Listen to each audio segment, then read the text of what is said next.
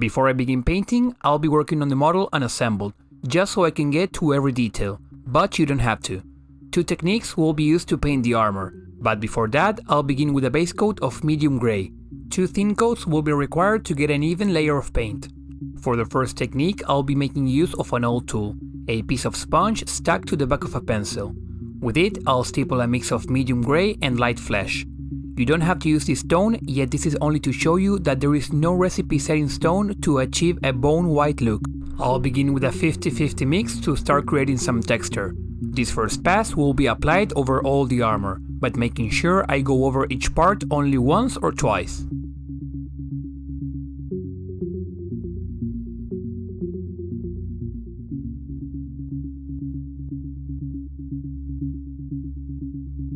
After the first pass, I'll do a second one with a lighter mix. This time, however, I'll focus on the parts which will be more exposed to the light.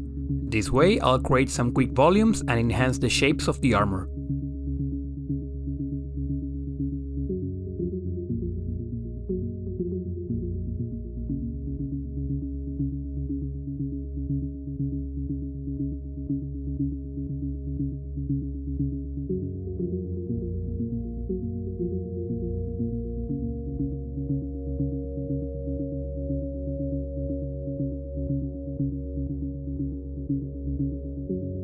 Once satisfied, I'll move on to the second technique, which will be a simple glaze, not only to give the armor a more yellowish old hue, but also to unify the stippling a little bit more. The paint is heavily diluted, a bit more than 2:1 with water.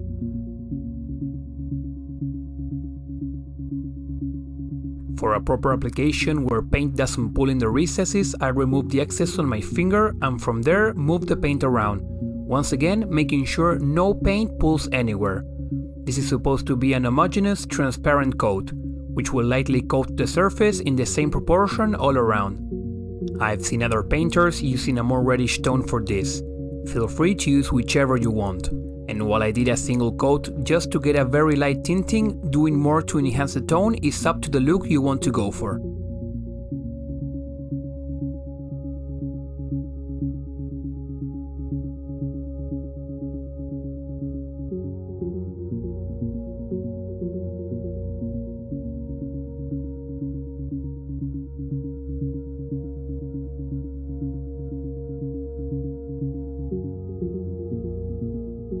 After getting a good look at the afterglaze, I kept the tone as it was, but used an old brush for some more precise stippling. Very little, just to enhance a bit more the brighter parts. This step is optional since an interesting bone armor has been achieved already, with its lights and textures. However, if you want to take it one step further, I'll show you after I glue the model and apply a couple base coats. After the rest of the model has been base coated, I'll enhance the shadows with a pin wash. I'll be using inks for this, but normal acrylics can be used as well, just as I have shown the first time I showcased the technique in the video linked above. For the application, a brush is used to first apply water on the recesses. Then, with the second one, I'll just touch the tip of it against the recesses, and the diluted ink will flow by itself, providing us with a precise lining in the recesses. The use of this technique guarantees that all the work I've done before is not disrupted, in contrast to an overall wash which would stain the raised surfaces. Through the use of 2 brushes, it shouldn't take you too long to go through the whole model. When it comes to the application of the water, we should be careful not to apply too much or a bleeding effect will take place. Above, I'll link another video where I not only go over the technique, but abuse this bleeding effect to create some weathering.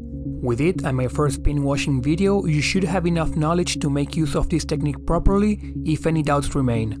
But in essence, it is as simple as it looks.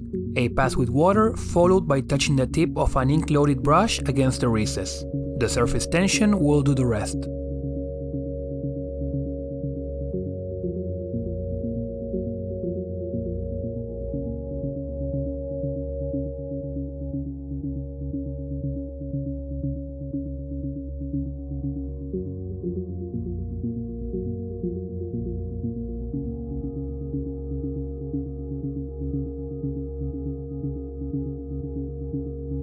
To finish off, some edge highlights never hurt, But remember, you don't have to highlight every single edge. Start with the ones which catch your attention or are easier first. Using the side of the brush against the edge will make this process very easy. You can follow the whole edge, go through it in a tapping motion or even through scratches depending on the look you want to go for. When it comes to the back of the model, I would avoid it completely if your aim is to play with the model. But I would take extra care on the face, which always garners attention.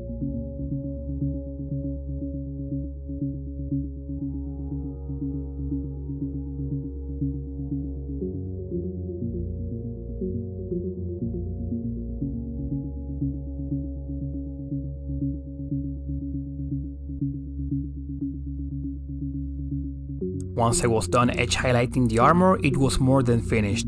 I gave the rest of the details either a quick highlight or a wash. Pigments were used to integrate the model to its base, and in the end I was left with this. A huge thank you to Alexis C, who began supporting my content through Patreon. I hope the techniques in this video are of use to everyone and that some 40k content is well received after so much old world. Like always, any questions or suggestions you have, feel free to leave them in the comments. Till next time.